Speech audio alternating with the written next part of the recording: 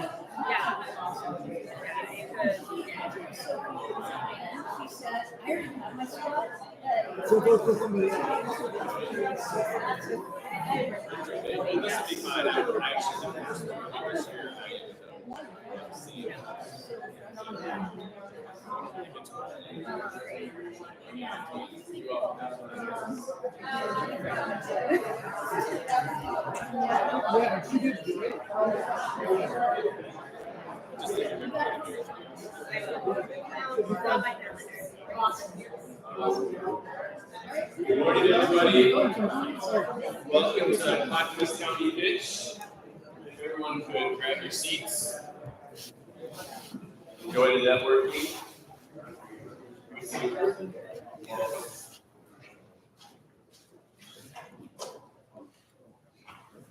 Thank you. I'd like to welcome everybody here. And thank you for joining us. This is the third pitch competition of the year for us. And it's exciting to be here at Clackamas County.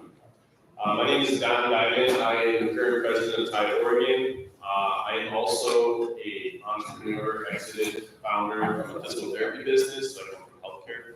I just had a chat with a couple of people beforehand, and within the group of four of us that were talking, including judges, Angel Chair, and such, three of us have a scientific background in healthcare. So it's just interesting that healthcare, that scientific method, enters into this space here because there's a method, there's a process. And that's one of the things I love about pitch competitions is that these awesome entrepreneurs come up here, and when you pitch for 10 minutes as they're going to, you have to distill everything down to that 10 minutes and try to strip away everything else. It's like building an Apple computer where they just strip away the non-necessities and you just have this awesome product. So you're going to see these awesome products today. Tide Oregon is a local chapter of a larger global organization. Our mission is really to assist, grow, and educate early stage founders and early stage investors. We're very passionate about that. The education on one side is really important to give fuel to these startups, and then investment on the other side is very important because founders will tell you, myself included, hey, it's great to have your advice, but I also need some money to be able to meet my milestones. With the programming that we do, this is just one of many. We have a lot of education programming in the youth sector, we're in the high schools, we're in the universities, we're in the local communities. We have a pitch club where actually founders can come pitch to us for feedback, not for funds. And we're really honest. If you ask some of the founders that we actually work with, we like to give constructive, honest feedback, and they really appreciate that because when they're pitching to family and friends, some people don't want to hurt their feelings, and they don't get that honest feedback. So we try to be honest with everything that we do.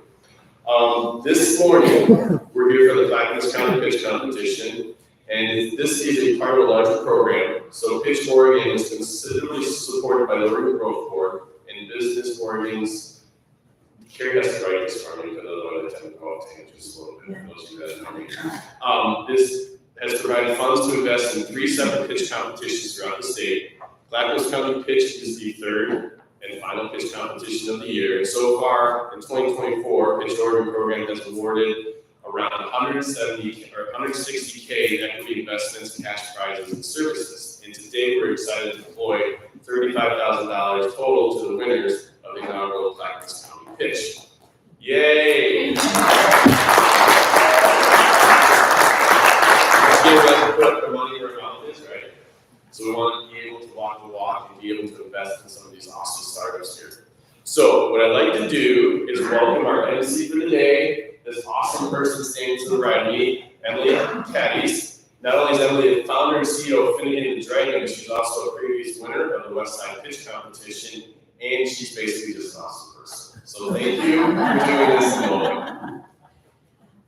Thank you, Don. And unlike Don, I am going to read what's on this piece of paper because my ad-lib is not going to be as strong. And I'm going to read the first thing. I am the founder of Finnegan the Dragon, which is an early childhood education and technology company. But before we get started, please help me thank our sponsors, Elevate Capital, Perkins Coie, and Business Oregon Growth Board.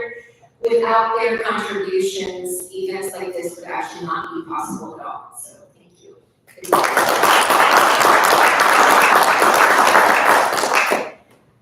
So we have 5 finalists that will be presenting for us this morning, all from Clackamas County. Excited for you. Alpha Speech, Art Clever, CareSpace, Everfull, and FanWagon. And I got all of those right. Awesome. Okay, so the 5 finalists will be judged based on the criteria you see on the screen. We have market opportunity, solution, product market fit, go-to-market strategy, competitive landscape, traction, financial projections, exit and return potential, and overall rating. And I was telling Carrie right before, wow, this is just a type boot camp. This is what you need to do. And it is, there it is, right there. So.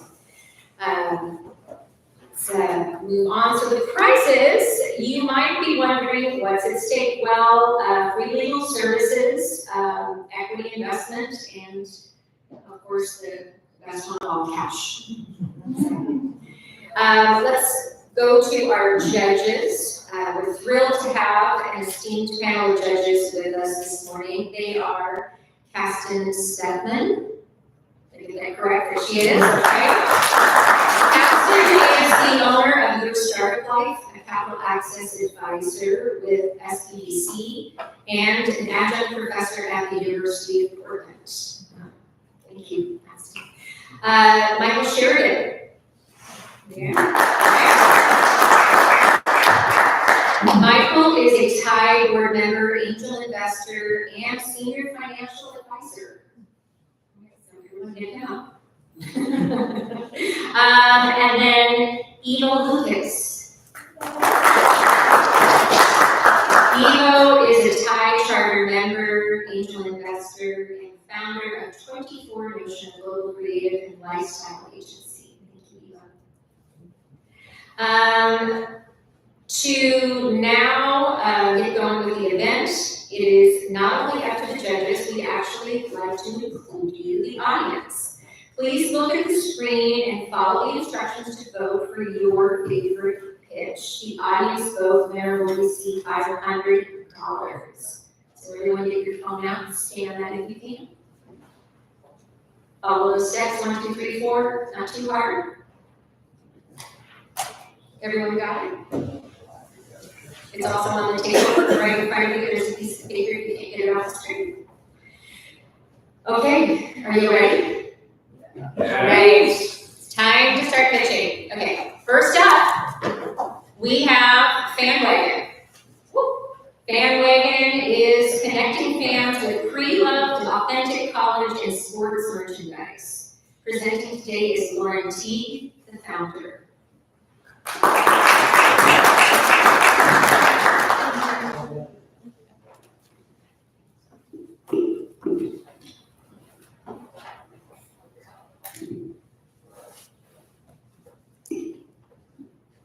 everyone. My name is Lauren T, and I'm the founder of Bandwagon.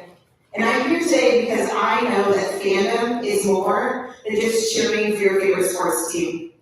Fandom is identity. Fandom is community. Fandom is the stories that we tell about who we really are. And in my own family, fandom is a family trait. We're raising 3 awesome Dallas Stars fans right here in Clackamas County. And when I look at these pictures, when I think about these jerseys, I'm not thinking about the money I dropped on the team store. I'm thinking about the family trips that we took, the celebrations, and yes, the playoff heartbreak.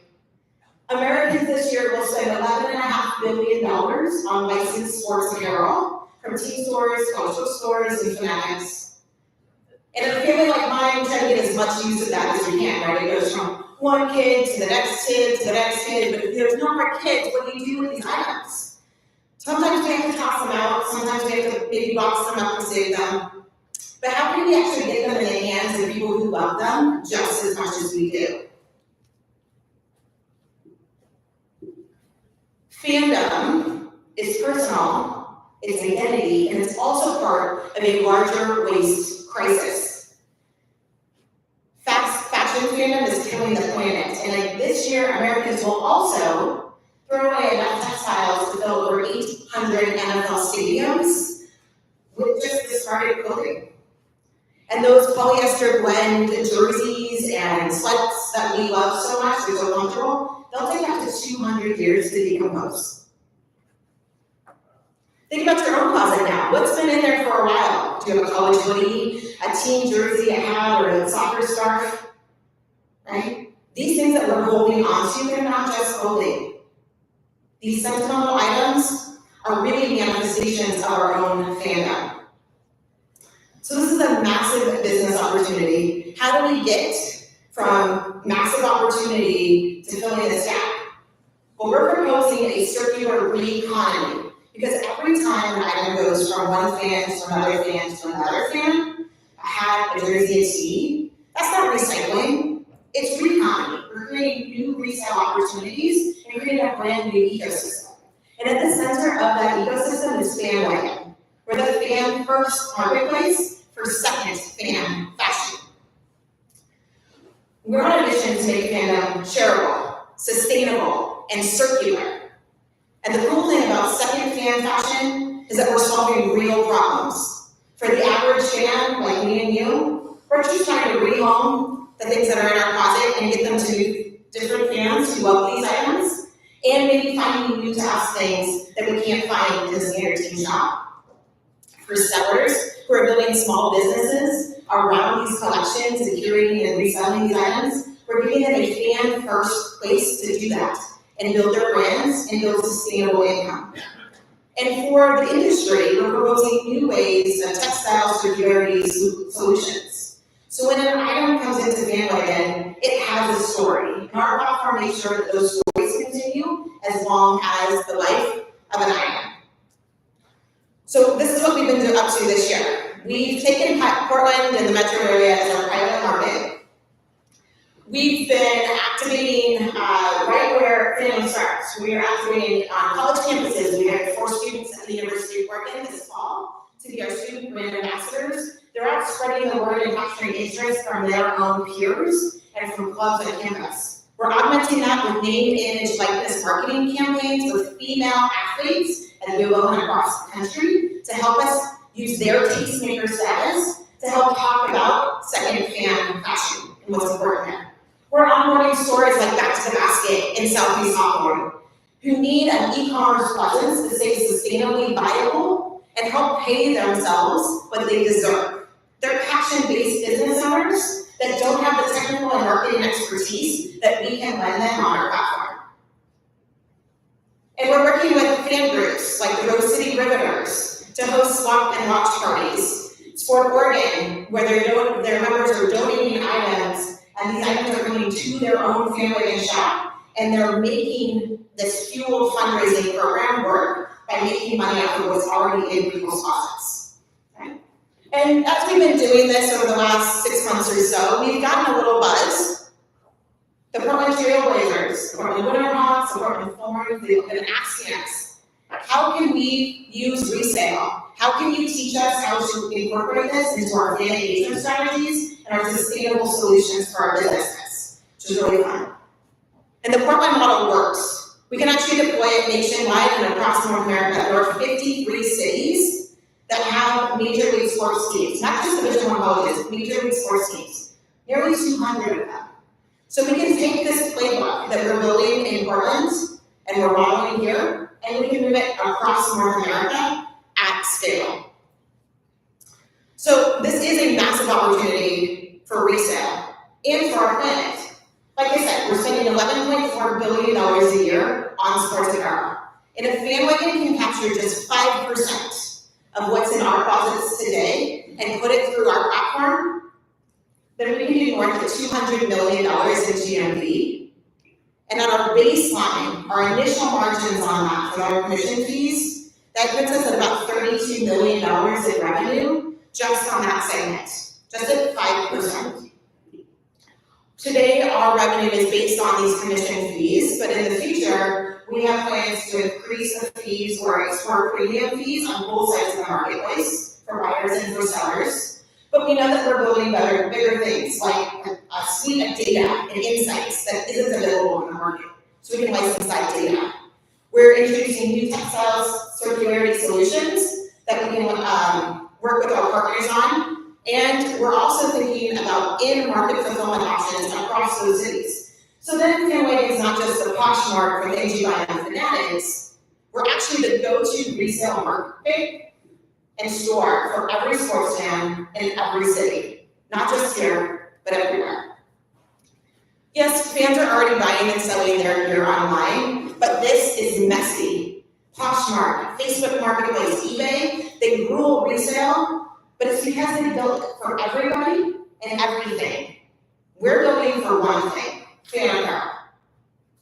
And the market allows us to do that today because the technology that we're using, AI, thinking about blockchain, building today from the ground up, these legacy marketplaces that have been in the market 10, 15, 30 years, they're having to tack that on. They're making, these are things that we can do natively that they're wanting to do. And if you're a seller on any of these platforms, trying to find the buyer for your item feels like a full-time job. And if you're looking for just that specific item or jersey, it's like finding a needle and a haystack of old bridesmaid dresses. It's not. And then fandom is different, so FanWagon has to be different too. And when we think about scale, we're thinking about not just the sports vertical, but once we get this tactile and we get this flywheel moving, look at all of the other fandom verticals that we can use to accelerate our progress. At the start of this year, FanWagon was a solo mission. It was just me. And over this year, we built a small team. We have 3 fantastic leaders on our team and 3 interns from top MBA programs. We're killing it.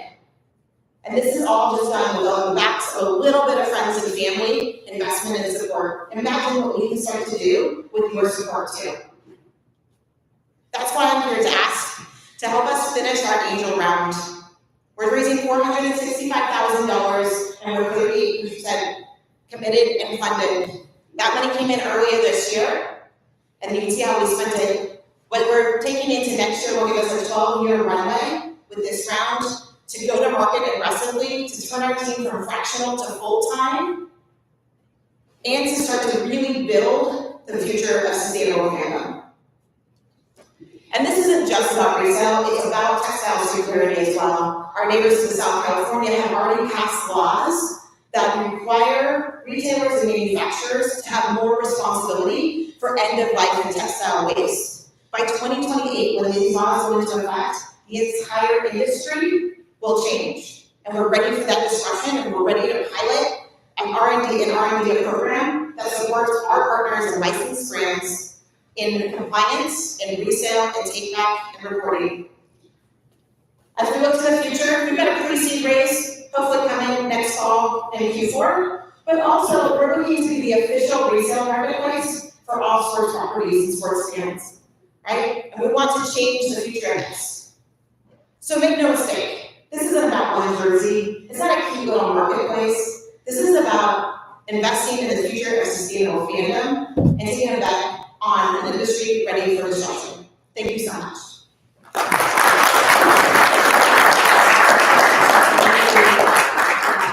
Lori, great presentation.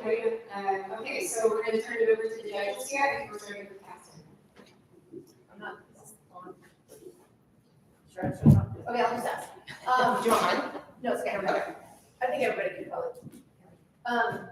How do you do quality control on a product? So if somebody in New Jersey is buying something from somebody in Arizona, how are you doing quality control? So quality control right now is based on user trust and reviews, right? So we can have reviews for sellers that help to build that trust. We're also working on some AI that helps kind of do some certainty with items. And so we'd like to build a true AI tool that's not just scans products that are coming up, photos of products for listing, for helping create product listings, but also give us information on the back end about the certainty of how good the item is.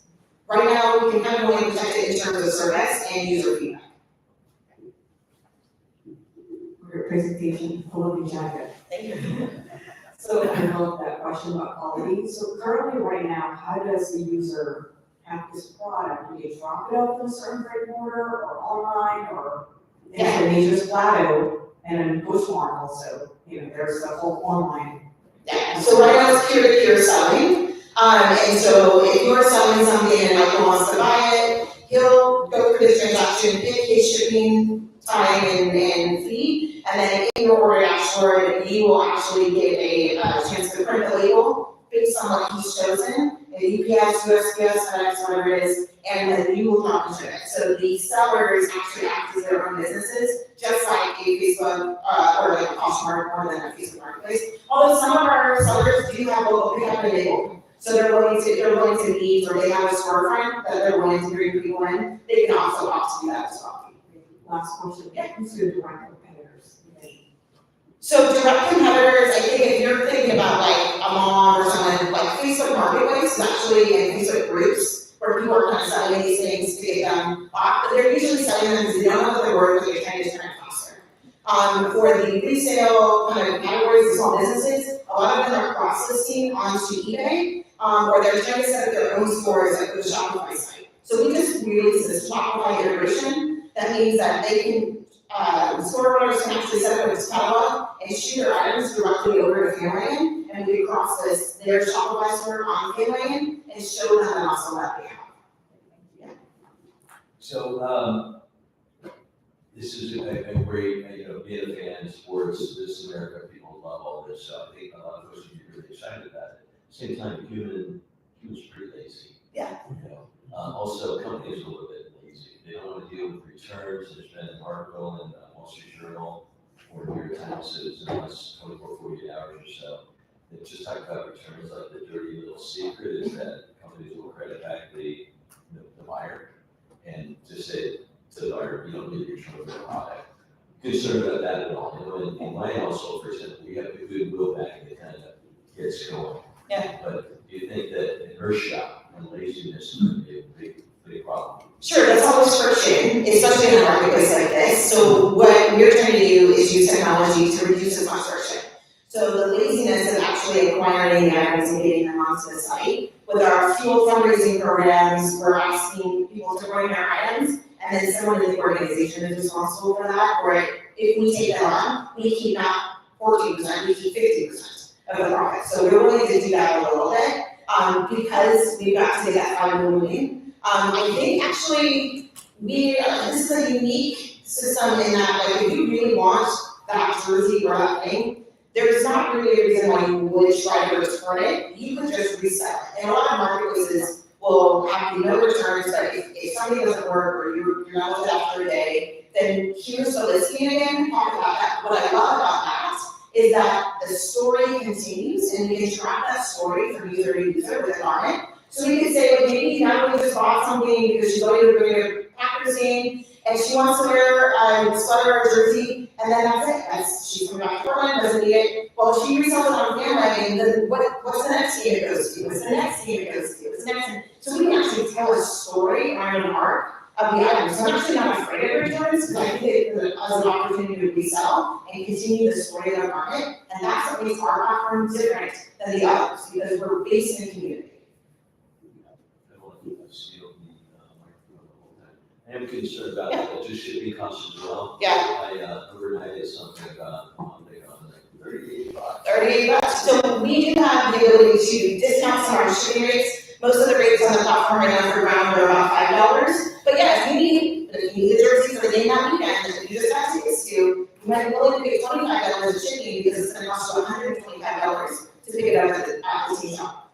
So it's totally that. I think that's all the time I have.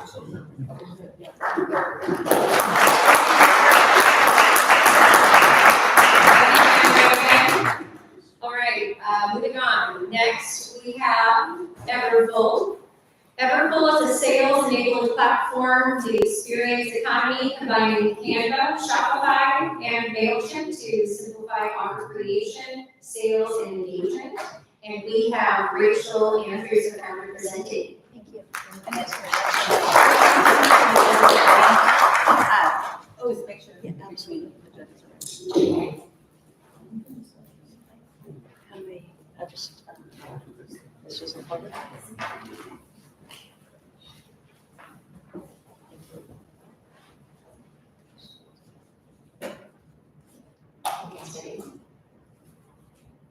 Okay, one sec. Okay, again, here is Rachel Anderson.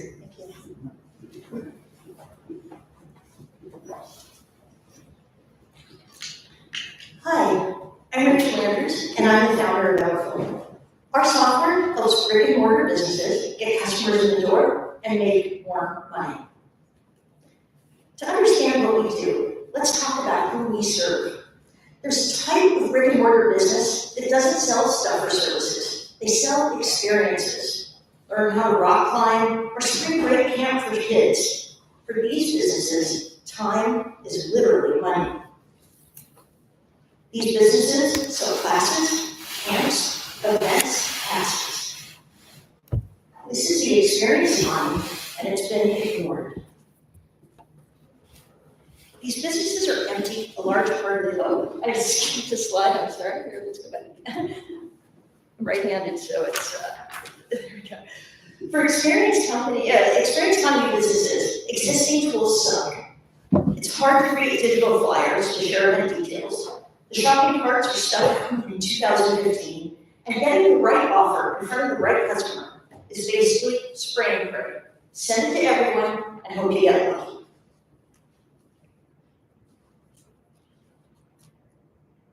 These businesses are empty. Whoa. There we go. These experiences are empty a large part of the day. At peak revenue times, revenues are capped. There aren't good tools for making and selling, and they struggle to connect with the right audience. Our solution solves this. In 3 simple steps, our customers go from idea to making money, and they make money within hours. To start, our customers pick a template out of our extensive library. Birthday parties, corporate team building, summer camps, whatever they want to sell is ready to launch with their own branding and their own images. Then our customers add products. Our built-in upsells mean more money for our customers. And as we're already seeing, when we help them make money, they shift marketing spend from other channels to us. This is a true story. Before working with us, a customer decided to have a Grateful Dead night. It's a very narrow demographic. Get this offer in front of true fans and you get jaw-dropping conversions. But they sent it to a list of 8,000 people and got 0 attendees. This is our superpower. Our software analyzes past interactions to find those true fans. Our algorithms know who clicked Jerry Garcia on last month's trivia night offer, so the email goes to the 67 right people and the event is packed. Every offer generates data. Who clicks, who buys, what works. That data makes the next offer more effective. This loop is a powerful flywheel. We anticipate each customer is worth about $7,000 a year. That means just 150 customers gets us to $1 million in revenue. We have 2 concurrent high-margin revenue streams. We have a low-churn SaaS for platform access, and every template is an additional $500. Our current customers think $500 for templates might as well be stealing, because they're used to being quoted $10,000, $15,000 for this level of bespoke work.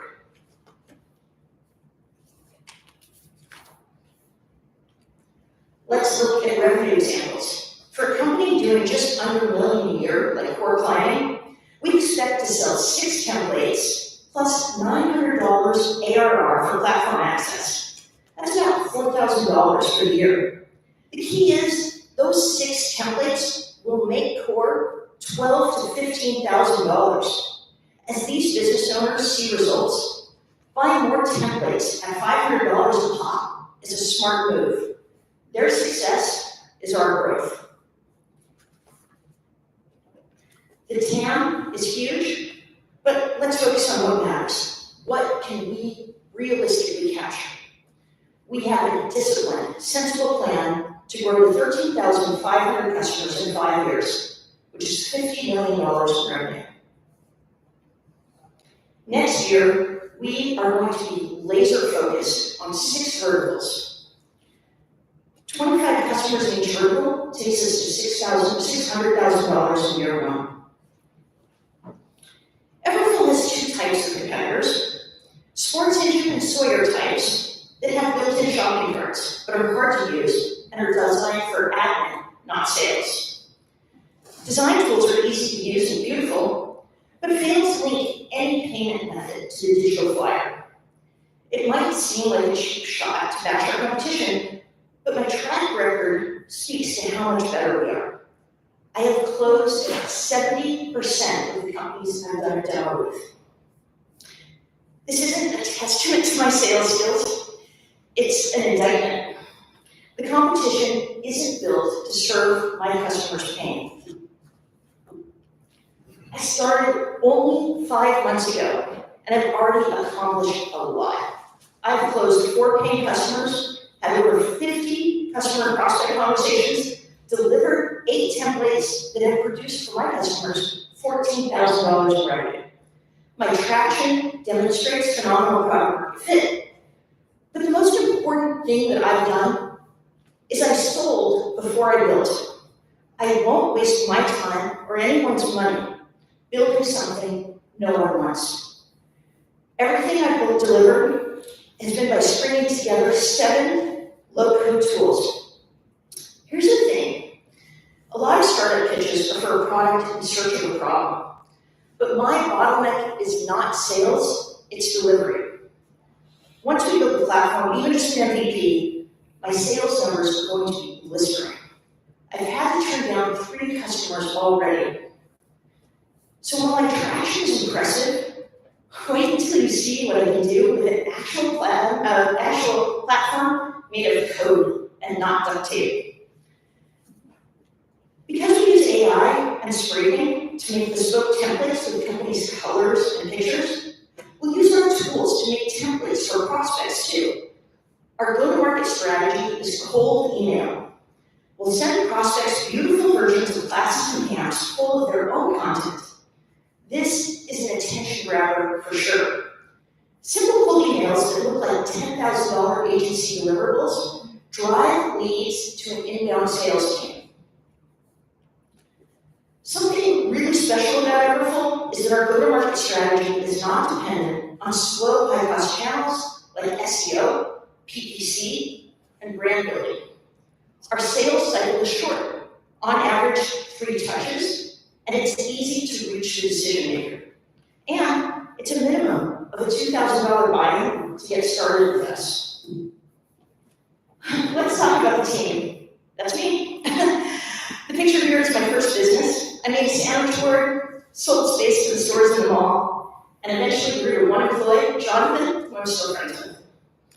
Initially, my big life plan was to become a philosophy professor, but I love business too much and started a toy company. We sold to thousands of stores, Cracker Barrel, Barnes & Noble.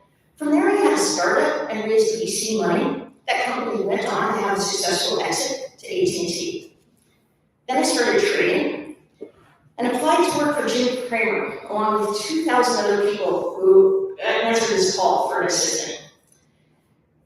Jim picked me after a brutal game of 3-card Monte. After that, I was a stay-at-home mom and homeschooled my kids for 15 years. I'm proud to say that.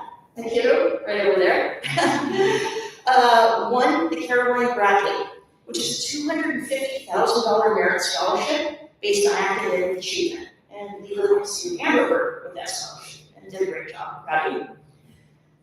Since 2020, I've been on the AppSumo QA team. AppSumo sells $100 million in B2B SaaS a year. My AppSumo experience has been singularly powerful for what I'm doing now. My role at AppSumo, I've evaluated hundreds of SaaS products, and so I have an incredibly deep understanding of what we need to build and how to build it right. We straddle 3 categories: page builders, shopping carts, and email. Because we check so many different boxes, when it comes time for an exit, there are a lot of companies we'll be a great fit for.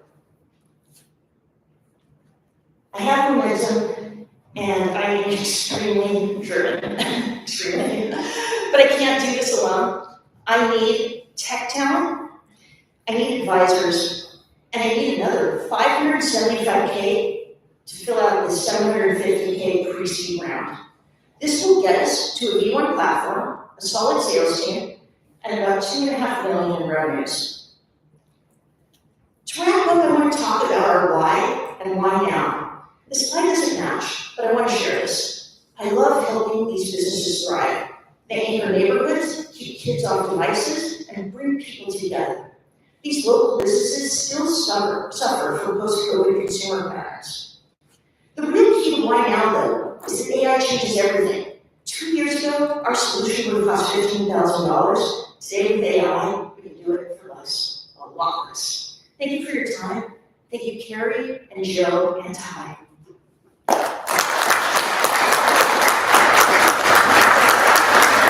Thank you, Rachel, and if you want to stick around here for a second. Yeah, We're starting to go. Great. Rachel, thank you, great presentation. Thank you. Tell me more about this template that you create. So obviously there's a separate, choices that you do. There's an X, Y, and Z, each are one bucket, subscriber, and the other one also. How is this different from a company just go directly to Shopify? I know you mentioned that as well. Yeah, absolutely. So Shopify has great templates for physical products, and Canva has great templates for social media posts. Nobody has made great templates for experienced economy offers. You can't go and get a landing page for a class or a camp or an event. And that really is the key difference for what we're doing. I go to these businesses and it's 10 a.m. and I say, you have 3 employees and 2 customers. Why is that? And they're like, sign up now. Right? It's because they don't have a way to get these offers in front of the right consumer. So do you have a designers that create these templates? Yes, absolutely. In fact, that's the key to the business model, is that we amortize design across 100, 500, 1,000 businesses who all need the same thing. If you look at gymnastics studios across America, they all have a birthday party package. Every single one of them sells a birthday party. But right now, for like Lloyd Center Ice, it's like, email us, fill out this form. They can't capture the money at the time. The emotion for that customer, that my customer, is hot. And that's a big part of what we do. We let that business capture money right at that moment. And we also allow them to get money that they never paid before. I don't want to take too long on this question, but I'll say that right now we work for the People's Sports, which is a pickleball place, and they have ping pong tables that are separate from ping pong. They're ping pong tables that are separate from pickleball. They were never able to monetize it. The first template that they launched is a games package. And now, every day, they're getting 3, 4, 5, 6 sales for people coming to ping pong. They've unlocked value that they couldn't unlock before. Another client, Jumbo's, has used our sponsorship template to sell banners, and they've hired 2 people already to sell sponsorships based upon this template. So I kind of feel like we've created 2 new jobs in Portland. Pretty proud of that. That was very, very helpful to understand. So you were talking about the Jerry Garcia thing, right? So it would sort of aggregate all the people that were interested in that sort of thing. So does your algorithm or your software program go into each individual client and do that for each client? Because probably, Yeah, we don't share the data. That wouldn't be right for our customers. So if they start with a very small email list, like let's say they only have 300 people on that email list, we actually have template offers that are designed to grow their email list. An example of that would be a template that's a co-funded fundraiser with a local school. We generate the email, we generate the list using Open Maps, which is an API, to get the 12 schools closest to them, send it to the principal and say, hey, we want to do a fundraiser, the people's sports for you. Now that principal promotes that, the 100 families that sign up basically are new emails for our customer, and they're targeted, they're middle school families who love to come and play ping pong. So now a new offer will be suggested for 4 p.m. when the store when the place is empty to get those kids in for afternoon after school club. And that's the flywheel. I hope that answered your question. so every business is done separately. Every business is done separately. We don't mix the data because it wouldn't be fair. So for the customers that you had. Yes. Right now, right? Yes, four. Yeah. What was the sales cycle? How long did it take to explain the concept, and then what's the churn event? Have they reordered? Yeah. So no churn at all, with an asterisk on that. So when I started working with Sherwood Ice Arena, he was desperate, and he said, here's our client number one, and he said, let's do this. And his first journeys made over $10,000. We did 1, 2, 3 right in a row. He lost control of the rink in bankruptcy court, but right before he did, he was so impressed with the 3 journeys that we did that he had ordered 20.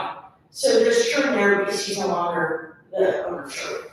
So customer number 2 I is a life coach, and I realized not our ICP.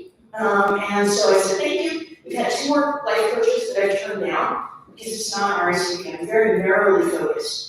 I think that's essential to grow the listener area that I want to grow at.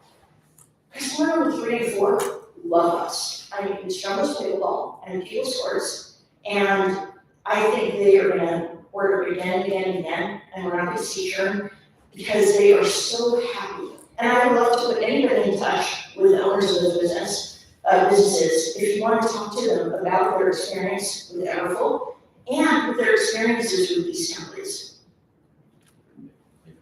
Thank you. Thank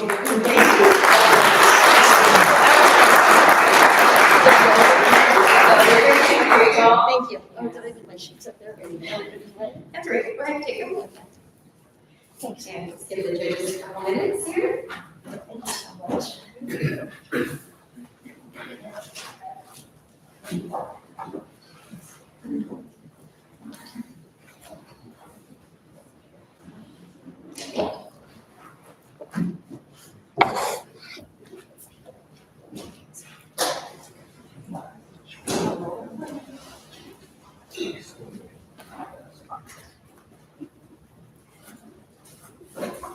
You guys ready?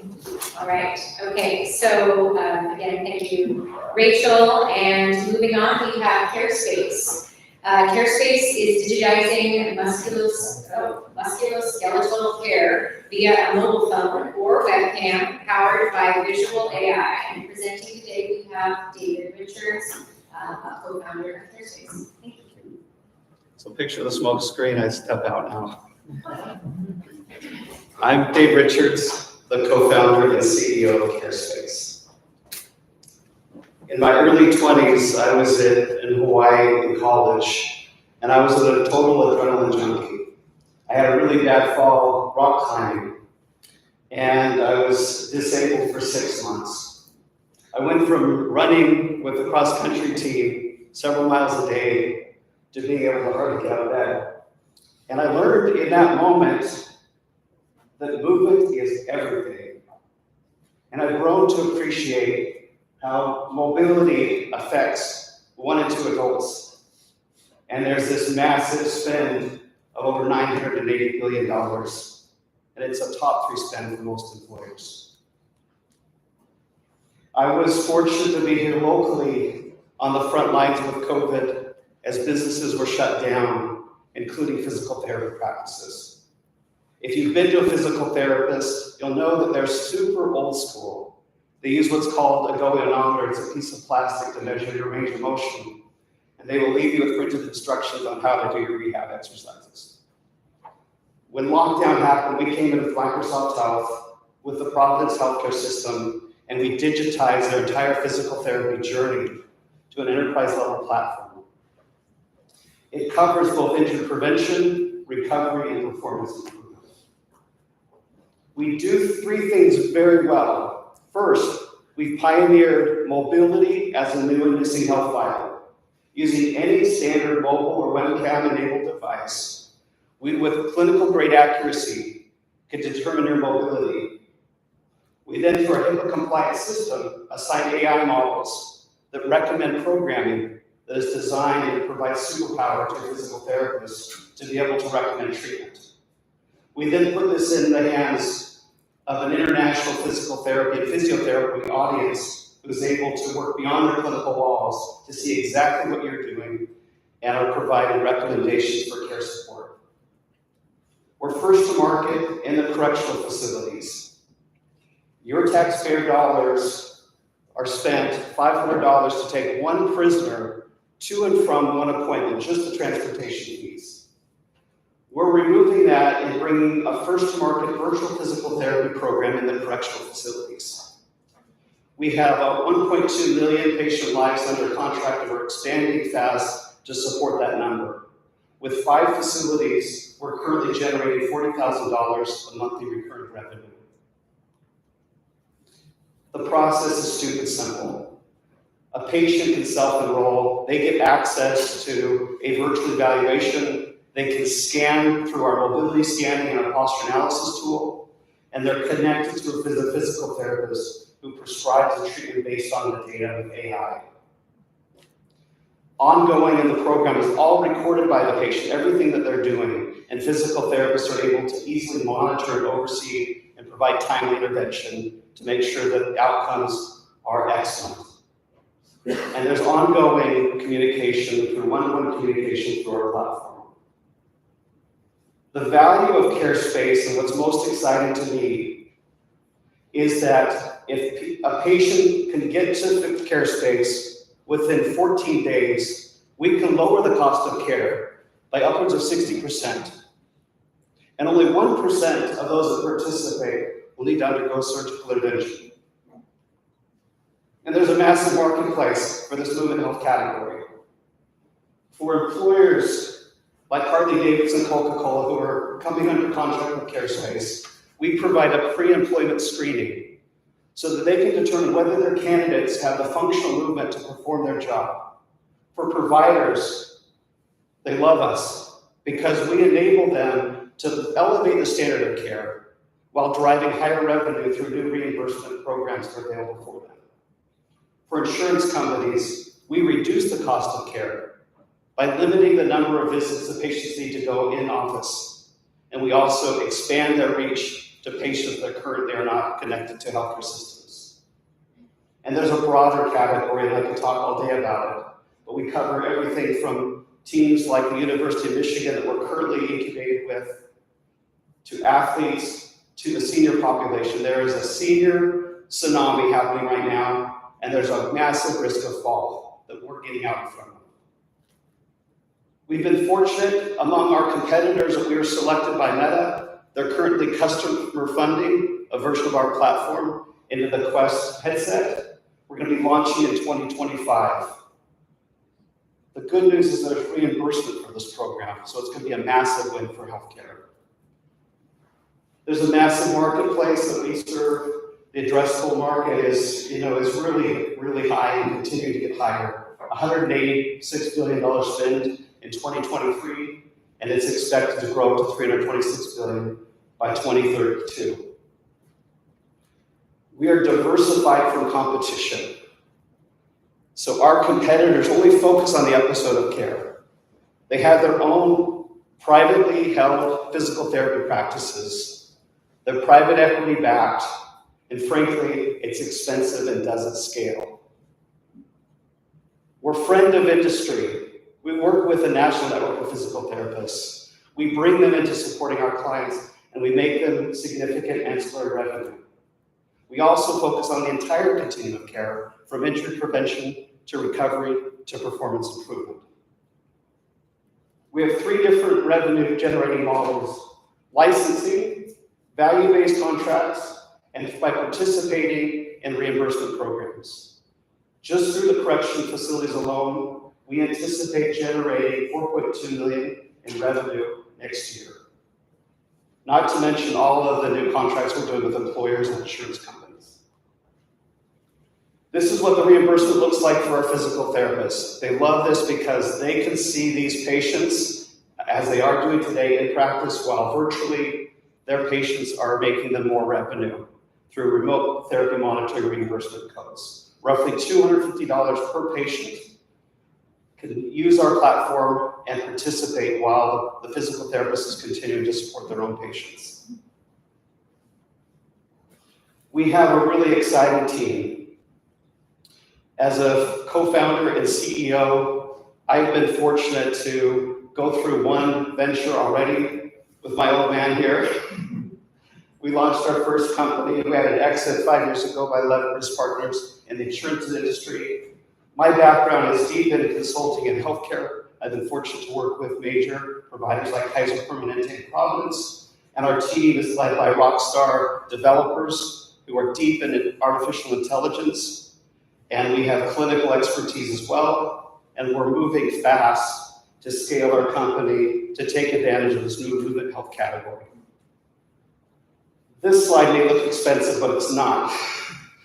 I got lucky and I recruited a senior level healthcare leader who had retired and gotten bored. She was the former president of Humana. She had a lot of friends who are also bored, and they're working on a commission-only basis. They currently have a pipeline of 40 contracts that are in the final stages of negotiation. I also have been fortunate to recruit senior level advisors from Microsoft and Nike, including Dr. Simon Coase, the Chief Medical Officer of Microsoft Health. We're currently moving really, really fast to close this round. We've raised to date $2.7 million, with $225,000 left to get us to our $3 million closure. We're then going to put the gas on, continuing to expand our customers with the goal of raising a Series A toward the end of Q1 next year. I would like you to think about when the iPhone came out, how it changed the way we communicate. CareSpace is the operating system for this new movement health category. We're leading the next generation of AI-powered care management, and we're excited to invite you to participate. Thank you.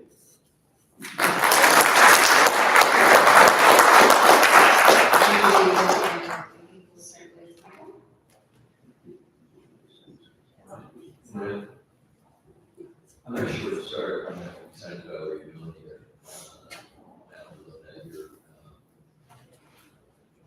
working in collaboration as opposed to disruption, because disruption, right? Yeah. We use this for patient-centered provider support. Yeah. So it's the best of both. I broke an unfortunate accident, broke a shoulder socket. You didn't want to do that, by the way. So the big decision to get in somewhere. Yeah. And was in a horrific car accident about 6 months ago. So both cars were total, same deal, getting into a chiropractor, physical therapist. So there's to get the throughput through, you get the people through, it's challenging. I don't really have any other commentary. I just wanted to share that. Thank you. Great presentation, David. Is there anything, I have a couple of questions actually. The first one, is there any proprietary from the platform, is it, or how do you connect them with that provider? Yeah, so in terms of the technology proprietary, we've developed our own AI models that are calibrated to the American Medical Association standards and OSHA standards. And so we're not coming up with our own guidelines, we're following within standard guidelines that exist in the industry. And we've just developed proprietary AI and computer vision models to establish that. And then in terms of the provider network, I think is your second part of your question. Yeah, so we're, like I said, we're friend of the industry. We work with some of the largest networks out there, and they bring us into their clear contracts like Harley-Davidson, Coca-Cola. Those are existing PT network relationships, and they're bringing us as a platform to deliver the programs. And the second one, is there any market currently in the city that you guys already launched that is pretty successful, or is it still pre-seed? Is there a current issue we're currently in successful? We're crushed on the prison systems. It's a kind of audience. Okay, thank you. So, what I wrote down here in my comments was, I wish it would have been in existence 2 years ago. In 2023, I injured my back and couldn't get into physical therapy for over 4 months. And by the time I got in, I needed back surgery, and then 60 days later, another surgery. So, I am very hard. I think it's brilliant. So on your $3 million raise, are you raising that on a safe, or do you already have a valuation? It's we don't have to declare valuation, it's convertible. Convertible. Fantastic. Okay. And that was pretty much my only question. Thank you.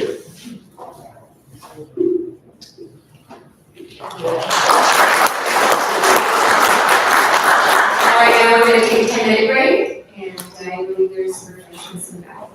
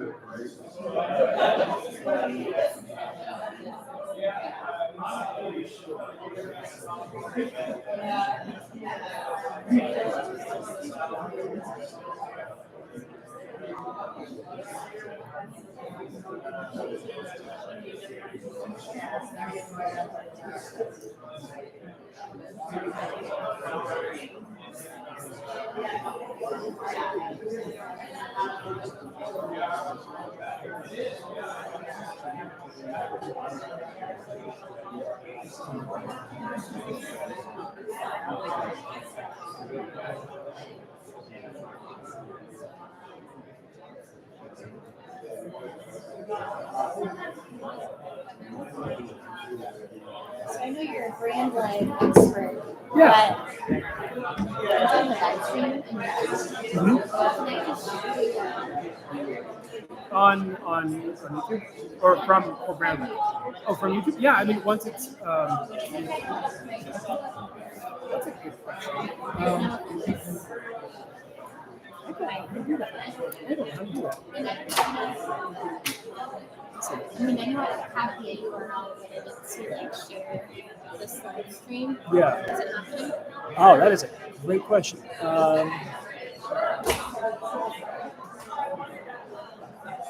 Obviously, no one's watching it right now because But I I mean, can it will share be. it, but No, it's recording and everything. yeah, I'm not gonna. I mean, yeah, it should be. I've never streamed on YouTube.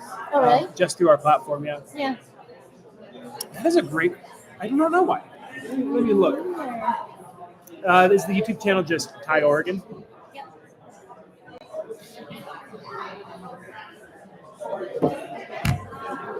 What do you do at Brandon? So I was a software developer there. Oh, yeah. Okay. Yeah, so I developed the platform.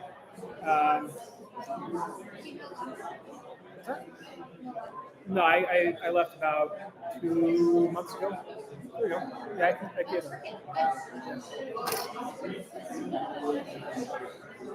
you go. Yeah. Perfect. 2 months has just been the link. Well, I mean, I searched. I had to go to the Thai Oregon channel, and so maybe the link is different. Let me check that link.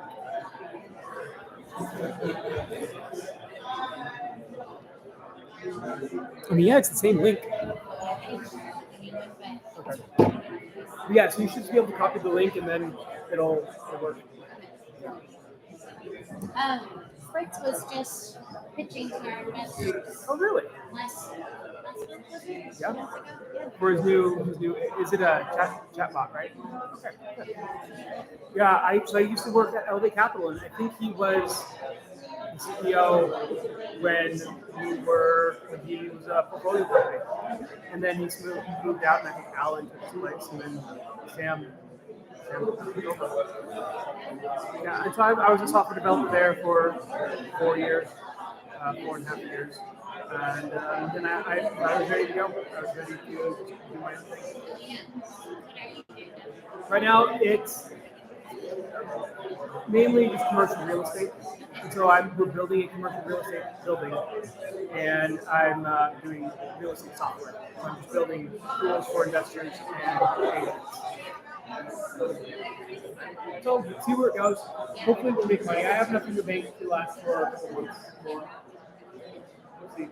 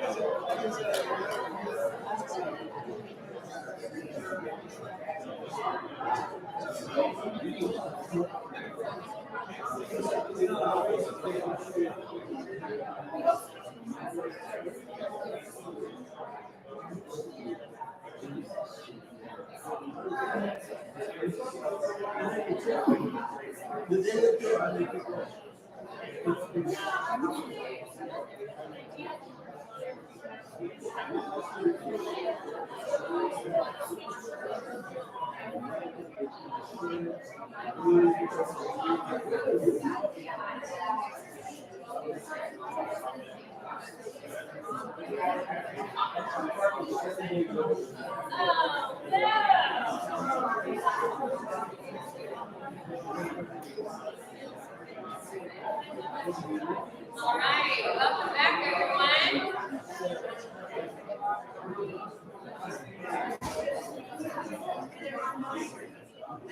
Don't make me use some like teacher thing where I say you can hear my voice clap 2 times.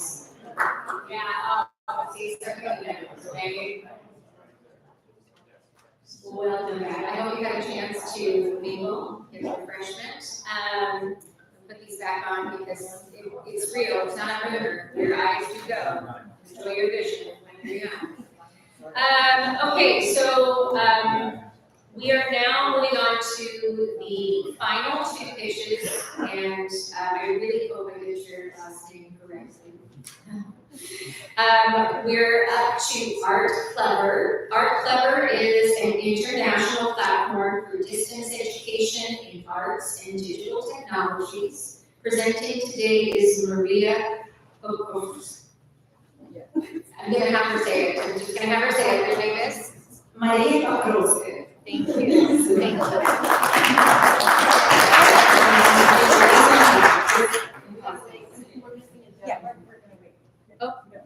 Oh, yeah. Oh, we are missing a judge. Well, we'll talk here. I'll ask. There you go. Where did you get your jacket? Okay, so let's do some practice. Can you say your last name? Pokrovskaya. Can you do that slower? Pokrovskaya. Oh,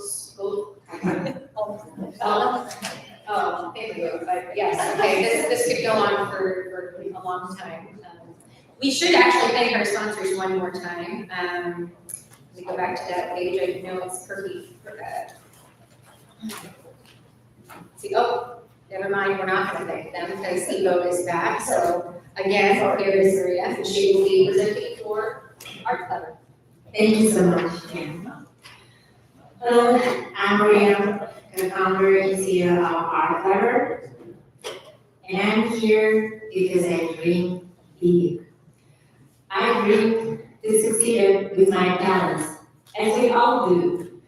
But my parents, both PhDs and entrepreneurs, they taught me that talent, learning, and ambition could open any door. So like many of us, I believe success starts with education, right?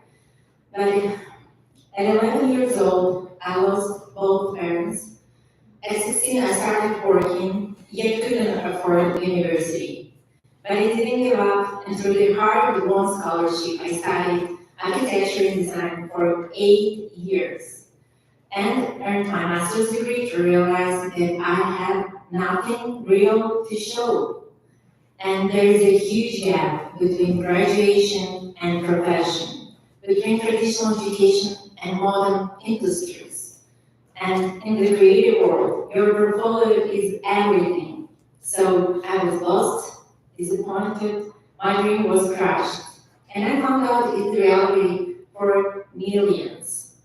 When the creative economy is booming, generating over $3 trillion last year, and 60 million jobs worldwide, and almost half of the US, by the way. And the investments in the creative economy is growing, as well as the lack of creative professionals in industry is growing too. So the market is huge, but every second US graduate face joblessness and can't find a job, relevant job, within at least 2 years after graduation. And I'm sure you know someone like that. The school is dead, no experience, no network, and no direction. At the same time, companies spend an average of $50,000 per single hire. And platforms like LinkedIn works, but not for professions like animation, fashion, architecture, or game design. So this disconnect costs everyone, families, companies, and the economy. Well, years later, as a professor and award-winning startup founder and the US Global Talent Status holder, I'm here on a mission to bridge this gap with ArtClever. ArtClever unites industry leaders to give creators exactly what they need to get a portfolio-based internship or job. We help at any stage, whether it's university applicant, graduate, PhD student career, or people re-entering the workforce after the break. And it works. Over 1,500 creatives already transformed their lives with ArtClever. You can check hundreds of these excellent reviews on this Instagram hashtag, or let me share one of them. Meet Philip, a 26 years old, first-gen immigrant, moved to Portland 8 years ago with his family and with some talent, but no direction. ArtClever helped him to explore design fields to make the right industry choice. And he's out on architecture and graduated with bachelor's degrees at ECU. Along the way, he gained relevant skills and built a competitive portfolio with ArtClever to launch his career. Today, Philip works at the architectural studio. He has been promoted twice. He volunteers with the Architectural Foundation of Oregon. He's married and he's about to start his master's degree online. ArtClever wasn't just another school for Philip. It was a path to his future. How cool is that? I just wish I had it back in my time. So after our successful pilot in architectural design, we're rebranding to expand into the high-growth skills like animation and game design with our in-progress platform, ArtClever. Using the power of AI to empower human potential, ArtClever generates personalized career roadmaps and based on portfolio and market analytics. This is how it works. Freemium users upload their portfolio, identify the best fit companies or schools, follow steps to improve their skill set or portfolio or credentials if needed, and after validated with over 80% match, these validated candidates are directly visible to employers.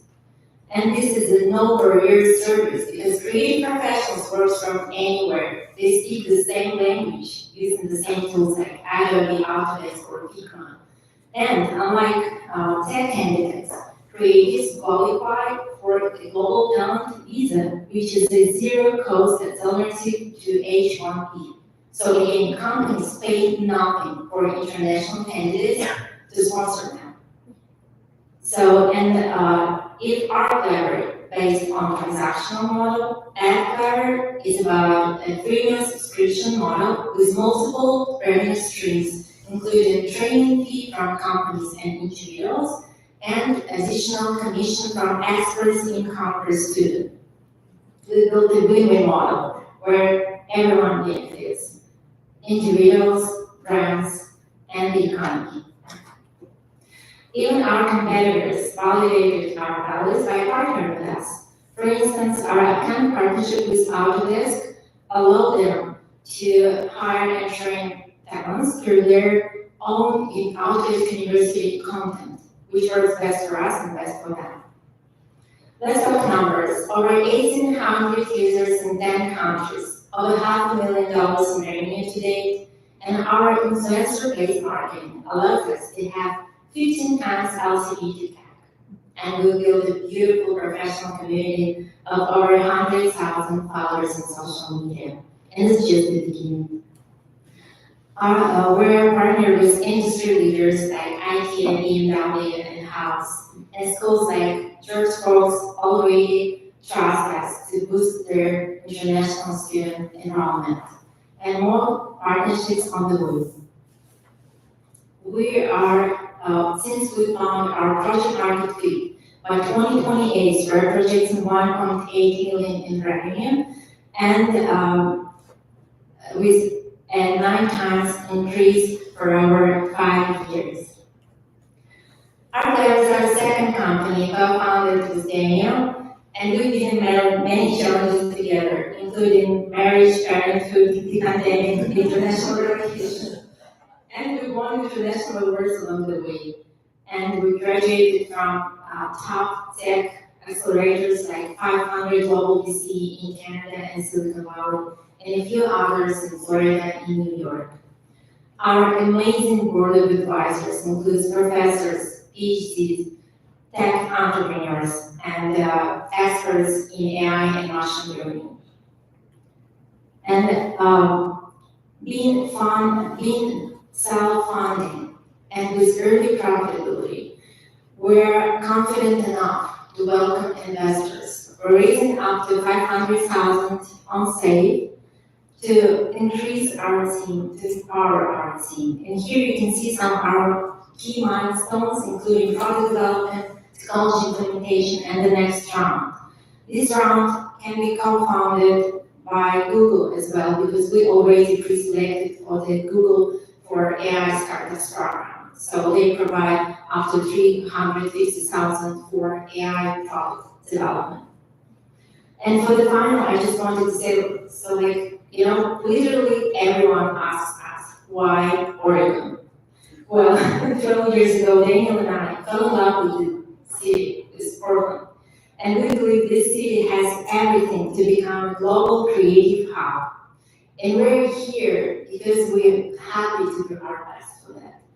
We believe in Oregon, and we hope Oregonians believe in us too. I'm Maria, CEO of Clever, and I'm a believer, and I never give up. Now it's your turn. Dream big. Thank you.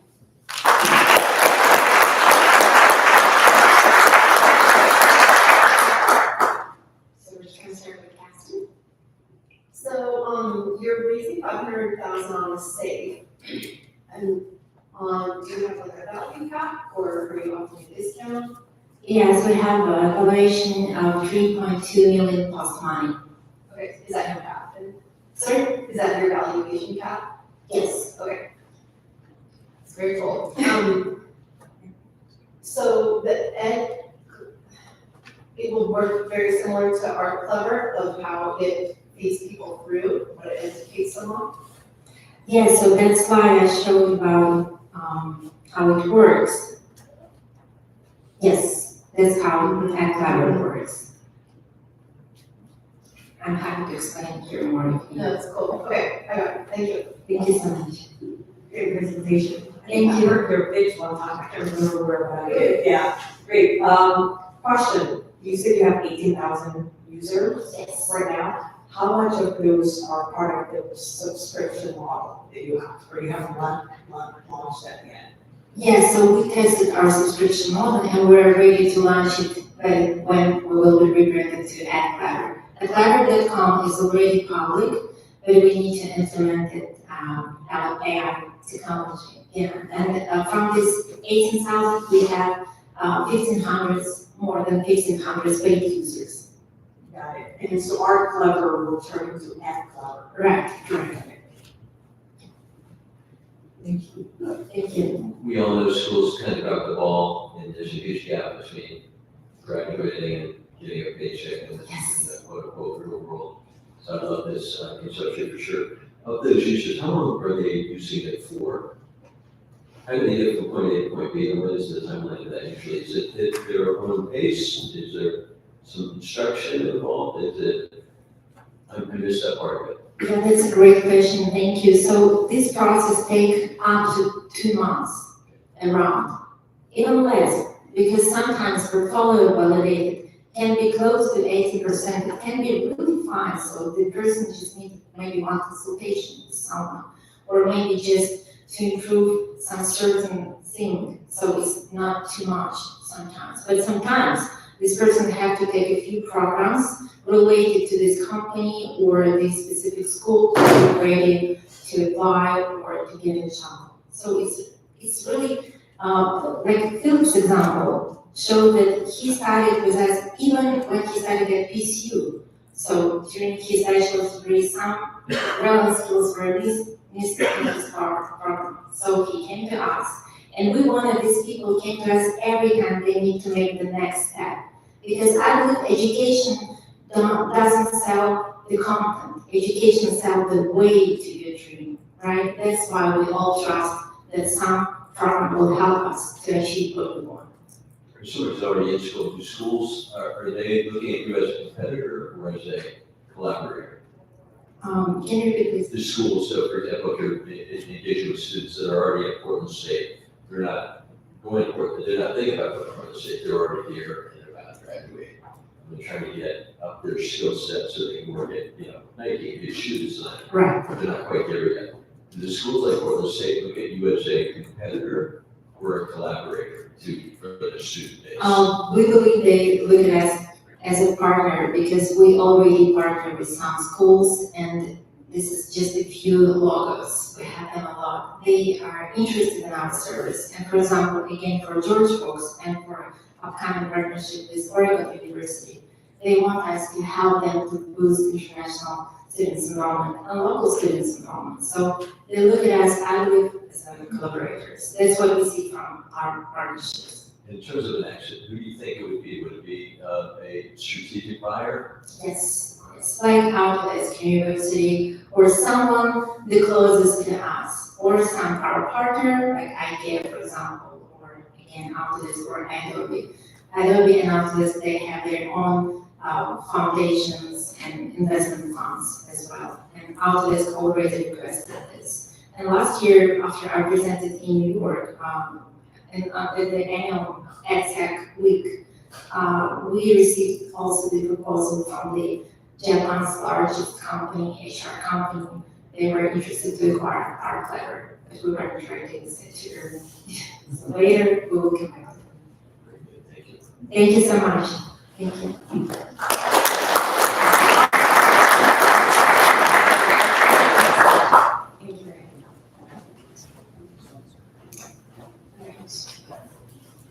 All right, okay, so we're gonna move right along to our next and final pitch of the day, Alpha Speech.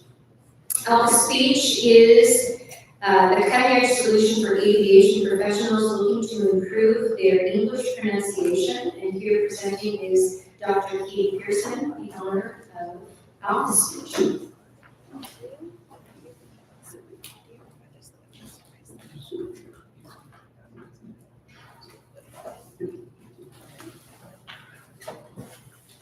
Good morning, everybody. My name is Dr. Katie Pearson. I am a speech language pathologist that works in aviation and within the aerospace industry. And I'm really excited to speak with you about saving lives in aviation and aerospace through communication. All right, so we have a really significant problem in aviation right now. We have English language standards that were set forth by the United Nations in 2008. And pilots are not meeting those international standards. So if you want to be a commercial airline pilot, you have to adhere to these standards set by the United Nations. And what we're seeing is a lot of accidents happening. There's aircraft collisions, pilot passenger fatalities, it's costing billions of dollars a year. It's also causing flight delays. And unfortunately, this problem is not getting better on its own. Why? Because the linguistic diversity in aerospace is increasing as time goes on, so it's only getting worse. On the screen, you're going to see on the right-hand side a photo from a real accident. It killed 1,000 people over the miscommunication of the numbers 63. That communication resulted in a collision on the runway. So significant issues. On the next slide, I'll be playing an audio for you that is going to forever change the way you see modern day aviation. It's an example of the communication issues that are happening between pilots and air traffic controllers all over the world. So this is an example. This occurred at New York City at JFK Airport. There was a pilot who becomes lost on the tarmac. He's asking for directions from the tower.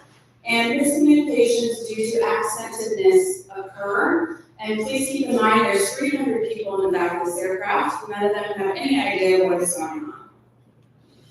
Air China 981, the great Premier Juliet, join Alpha, hold short of Mike Alpha.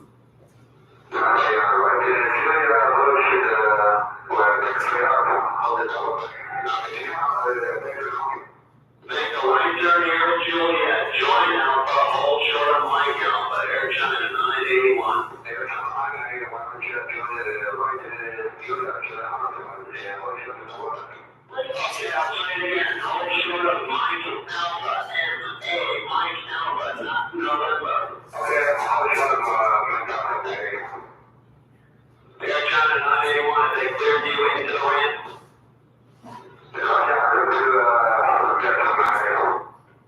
So that's just one small example of pilots that I work with all the time that are struggling with adhering to those rules set forth by the United Nations. All right, so ICAO is the international subsector of the UN that's looking into this. They did a great job researching this issue. Is the problem between tower and pilots miscommunication? That's a huge umbrella term. What does that mean? They found that 70% of the pilots surveyed around the globe found that it was due to accidentedness. And similarly, air traffic controllers, who are just as important as the pilots, reported 67% of these miscommunications are because of an accident.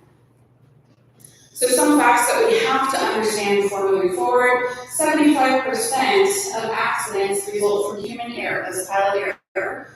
Of that, 60% is due to miscommunications. Unfortunately, that's resulted in 30,000 lives lost overall. As a huge amount. The Oregon State's population is 32,000, that's total. The cost of accidents in the United States alone is between $2 to $5 billion, so big money when there's an accident. We know that the majority of the commercial airline pilots around the world do no longer speak English as their native language. There's a lot of breakdowns happening. They need assistance. This amount of pilots is going to double in the next decade or two, primarily in the Asia Pacific, of course, where English is not the native language. So what are we going to do about it? I developed a patent-pending method that we can change speech based on what we see versus what we hear. What we see on the screen on the left-hand side, that's a model of me saying hi. Then we have actually Air China pilot on the right-hand side matching that model.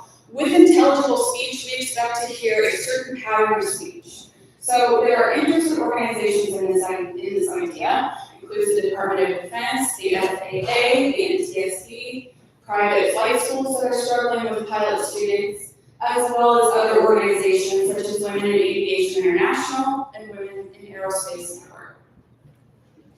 So when we take that and we turn it into something everybody can use at any time, it's going to be an app.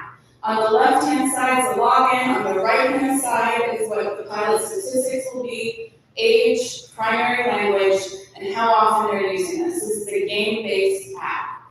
In the middle, you're going to see a tunnel or a flight path. That is what we expect intelligible speech to be. Again, there are patterns. If you go outside of what we expect as listeners, we no longer can understand what you're saying. The pilot will control the airplane with their voice, keeping it within that range of what is considered intelligible. All right, competition includes, of course, Duolingo, Babbel, Rosetta Stone, on average make $308 million They do not have the real-time visual feedback, they do not have the gaming aspect of this. Barriers to entry with pilots include, pilots are told, go ahead and fix this on your own, however you want to do that. We'll wait and see until an accident happens or until we have any kind of incident with you. They will work with English volunteers, which could be just a communication partner. And the favorite is we'll just deal with that down the line when it pops up. So aerospace is just a small subsector of everybody in the world who speaks English. There's 300 to 450 million people who struggle with English pronunciation, that is accentedness. But in aerospace, we know that there are 79,000 pilots who need help right now. There's almost 1,000 American flight schools, it's big business here in the US, and there are 5,000 commercial airlines worldwide. So how are we going to get there with this app? Basically, we're going to work with a small amount of pilots first, get the app created, get the data that supports it, subscription-based, test the airlines once we know we have a good product that works. In 5 years, what we want to see, we want pilots to pay $50 a month. We know that 79,000 pilots need help right now. Realistically, looking at that, in 5 years, we can get to 22,000 pilots. $1 million a month, or almost $13 million a year. Again, this is how we're going to get to year 5. Year 1, we start with a small group. We work our way up. We target One World Alliance, get our data, seek FAA endorsement, seek ICAO endorsement, and then towards year 5, we will be at that 27% of the pilot population that needs help. Our roadmap. So I'm developing an app to help pilots worldwide communicate with the tower. The application that will be made is projected between $60,000 and $70,000, and so I am funding to build that app right now. We will start with the pilot data collection before moving on to the ultimate customer, which are the airlines themselves. And this idea has passed with a lot of attention from government agencies. So my team consists of an intellectual property attorney, Holly Johnson, my SCORE business mentor, Mr. Paul Minick, and myself. I am the expert on mass communications in aviation and aerospace. I've had my work featured in several digital and media types. And testimonials. There are a lot of pilots I have worked with, especially when I was starting out with this almost a decade ago, where I thought there's nothing I can do to help them. They're facing expulsion from their flight schools, they're facing expulsion, they're gonna lose their license, they're gonna lose everything. But this pilot in this picture is now a captain who flies from China into the United States every week, flies thousands and thousands of passengers every day. He went through this program with me, highly recommends it to other pilots.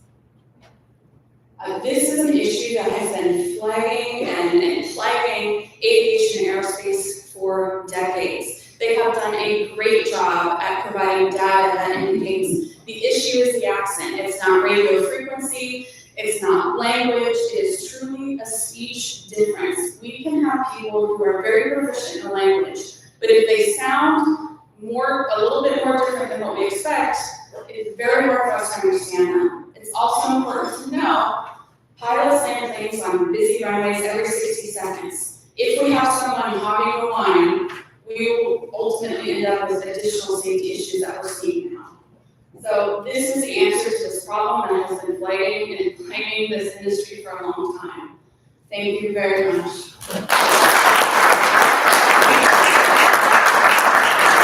Thank you, Dr. Pearson, and Mr. Nico. Yep, thank you, Katie. That was great. So I have a couple of questions. The first one, you see the product is patent pending. Yes. Has it been submitted, approved, and what are the type of things that is patented? My methodology. Okay. Yes, the methodology to put speech into visual feedback. Okay. So basically, that will come back and say, I want to do this. You guys will have that first class. Got it. Yeah. Second one, how does the user, so the pilot, do they have to go log into this app in order for it to execute it? Just kind of walk me through that. Can you repeat that? So does the pilot have to be incorporated, do they have to have an app, right? Because we showed apps earlier. Yes. Yes. Is the apps included? How would the process work actually?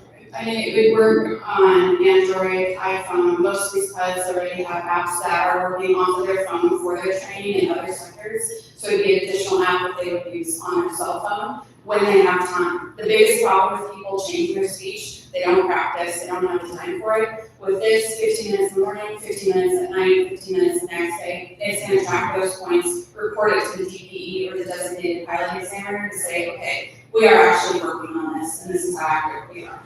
Okay, thank you.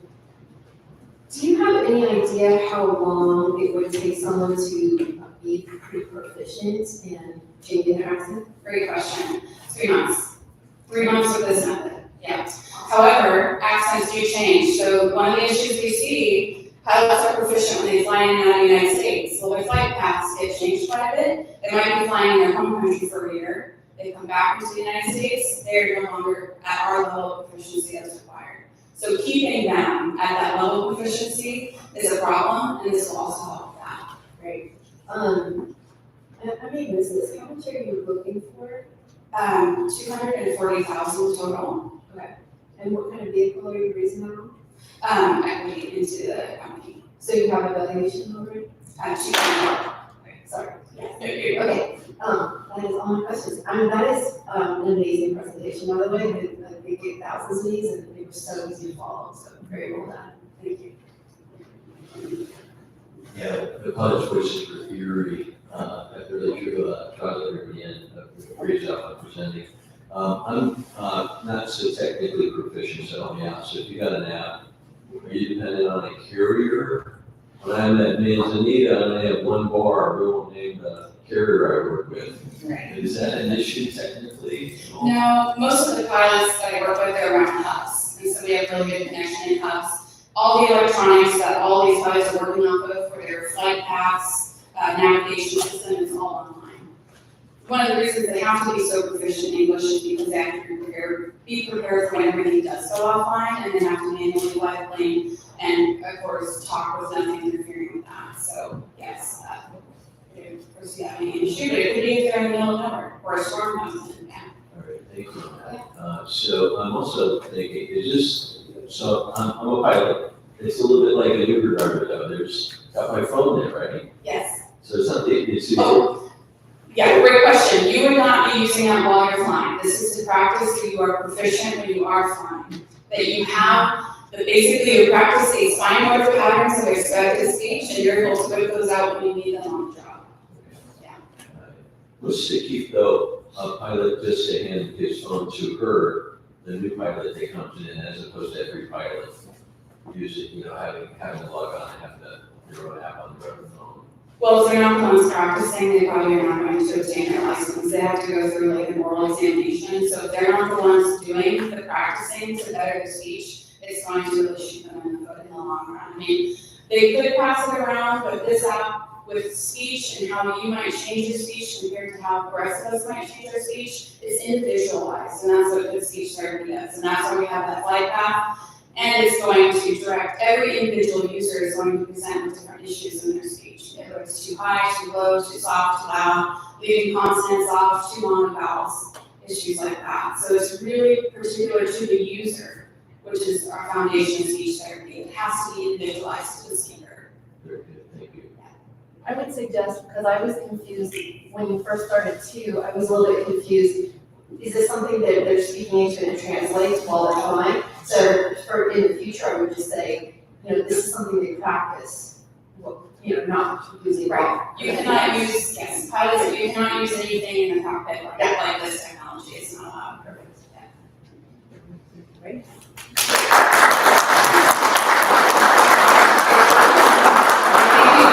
Thank you, speech.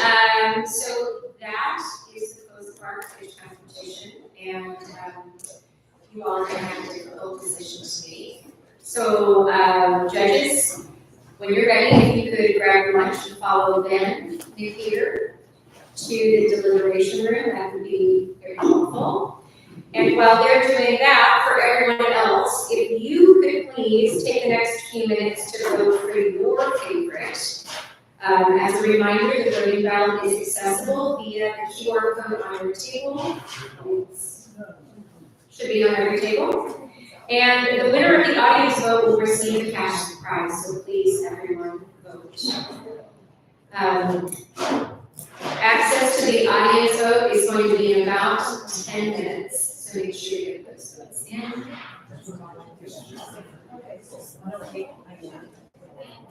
And before we break for lunch, there is a button here that says if there are any community announcements from the audience, please make those now. Any announcements from anyone?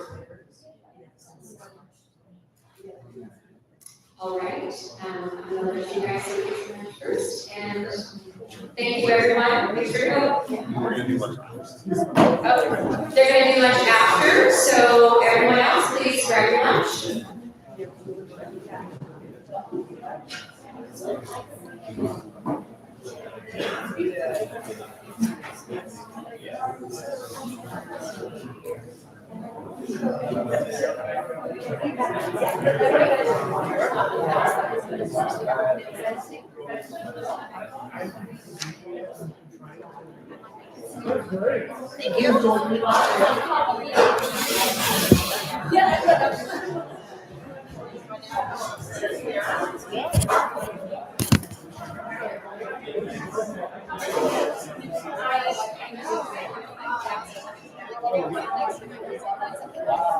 Yeah.